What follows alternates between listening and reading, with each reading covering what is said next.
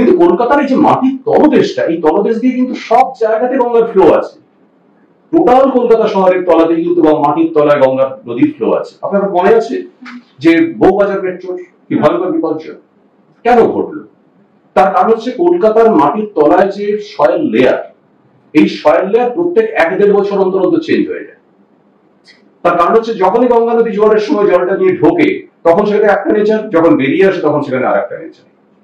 ফলে আমাদের যদি প্রপার স্টাডি না থাকে, সময় মতো যদি স্টাডি না করা হয়, তাহলে কিন্তু সেক্ষেত্রে একটা বিপর্যয় আসতে পারে। ঠিক সেই ঘটনাটা কিন্তু বউবাজারের ক্ষেত্রেও ঘটেছে। 5 বছর আগে সয়েল লেয়ার দিয়ে খনন করা শুরু হলো, অষ্টমী ভরা জোয়ারের শুরুর দিন, মেশিন কেটে যে উঠতে গেছে তখন গঙ্গার জোয়ারের জল, একদিকে গঙ্গা ওখানে জেটিকে ভাঙছে আর একদিকে গঙ্গা এখানে মাটির লেয়ারকে ভাঙছে। একসঙ্গে দুটো ঘটনা ঘটেছিল, যার ফলে আলটিমেটলি কিন্তু এই বিপর্যয়। ফলে কলকাতার মাটির কোনো স্টেবিলিটি নেই। এই স্টেবিলিটিটাকে ধরে রাখতে পারে একমাত্র গ্রাউন্ড ওয়াটার, ভৌমজল। যদি সাফিসিয়েন্ট ভৌমজল থাকে মাটির তলায়, তাহলে মাটি কিন্তু আর একটা ব্যালেন্স থাকে। আজকে কি হচ্ছে, অধিকাংশ মাল্টি স্টোরেজ বিল্ডিং এ প্রচুর পরিমাণে জলকে পাম্প করে তুলে নিচ্ছি আমরা।